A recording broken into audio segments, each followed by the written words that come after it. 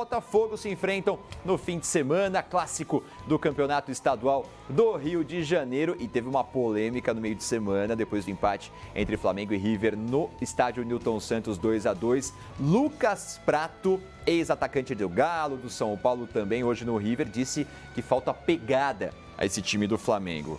Você acha, PVC? O time do Flamengo realmente ficou devendo, né? O torcedor esperava mais da equipe. Falta pegada? Eu acho que falta o ajuste do setor de ligação meio campo e ataque para fazer a marcação por pressão. Você vê que ele desarme o time tem, mas é muito desarme também no campo de defesa, né? Você tem desarme, não é sinônimo de pegada, nem de fibra, nem de alma. Pegada envolve muito mais coisas, né? Esse índice de desarmes no país em 2018 também tem a ver com a qualidade dos adversários que o Flamengo enfrentou. Você desarma mais o adversário mais fraco. Ficou o estigma de que o Flamengo não tem alma. Eu não concordo que seja só isso. Eu acho que toda vez que a gente tem um time que para de ganhar, é muito fácil dizer que o time não está correndo, não tem vontade. Acontecia isso com o São Paulo, em 2015, 2016. O Flamengo precisa acertar esse sistema de compactação para subir a marcação como o Carpegiani quer. Porque o time não consegue subir para desarmar lá na frente e explode aqui atrás, com o volante só que está jogando 4-1, 4-1. Então acaba tendo problema. Apesar disso, o Flamengo teve lances como esse do Zuculini, que foi pênalti não marcado. Realmente. Eugênio, eu sinto que no Flamengo também às vezes falta mais alguns jogadores chamarem para si a responsabilidade.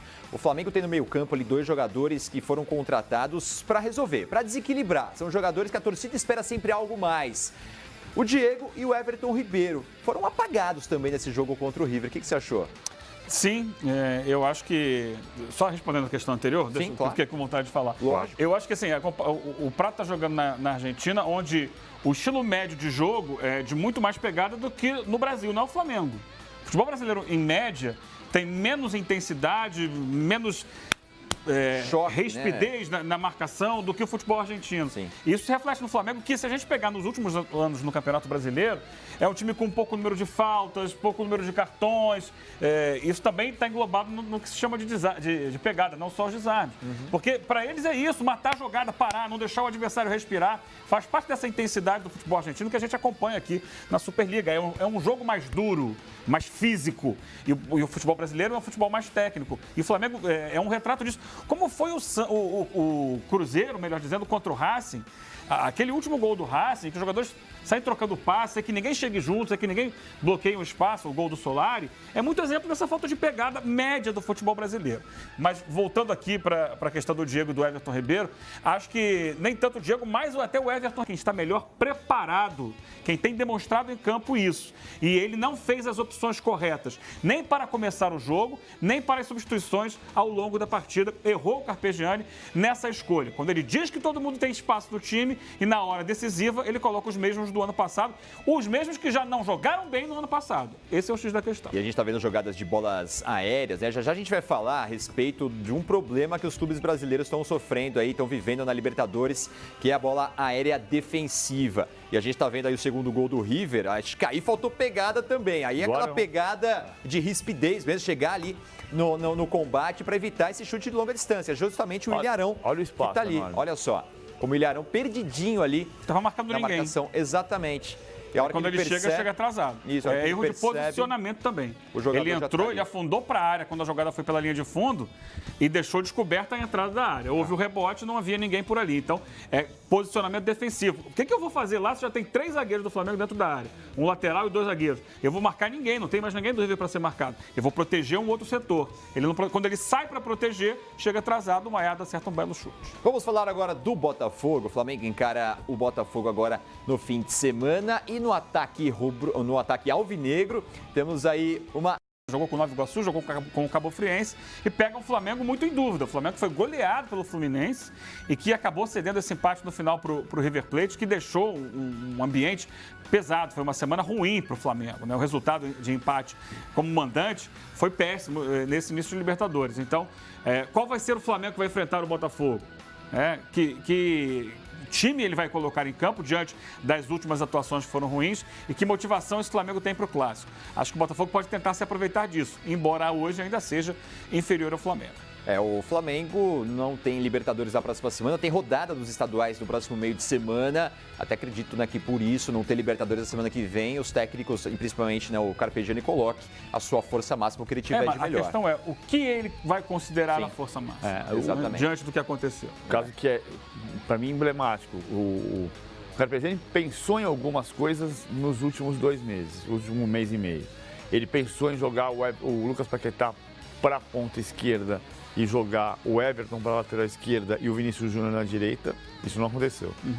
Aí o Everton, ele testou isso. Aí ele manteve o Everton na ponta esquerda, que acho que isso está certo. Porque o Everton é muito importante do lado esquerdo do time e jogando no meio campo. Meio campo para ataque. Puxou o Paquetá para a meia esquerda, tirou da ponta direita, porque ele acha que o pé esquerdo do lado direito, você tem que cortar para dentro para fazer a finalização. Ele não gosta disso. Mas quem joga ali é o Everton Ribeiro, que é canhoto. Aí ele queria dar profundidade com o Rodinei. E o gol do Everton foi um passe bonito do Paquetá da direita. Sim. Né? A enfiada pro Everton foi maravilhosa. Foi. Aí ele queria colocar o Rodinei do lado direito e disse antes da partida contra a partida da semana antes do Fla-Flu. Disse que ia colocar 3 jogos para o Rodinei jogar como titular para poder ser titular contra o River Plate. Não fez isso. Não fez isso. Ou ele não gostou no treino, mas o fato é que ele não fez isso. E com isso ele perdeu profundidade, porque a profundidade ele queria dar do lado direito com o Rodinei e do lado esquerdo ele com o Everton. Ele colocou o Rodinei durante o jogo. Dos 17 do segundo tempo. Porque o Pará estava tomando um nó do Mora, que foi o cara do jogo, né? Sim. O Uruguai Mora foi o dono do jogo. Sim. Tá? Então, assim, são coisas que você... Claro que ele também está testando, e está testando no campo, e está vendo às vezes que não está dando certo, mas a ideia dele, uma semana atrás, era profundidade com o Rodinei pela direita e com o Everton pela esquerda. Isso não está acontecendo. Então ele perdeu profundidade do lado direito, o time joga só pelo lado esquerdo com o Everton Ribeiro corta para dentro, o Diego corta para dentro, o time fica penso. Não está funcionando.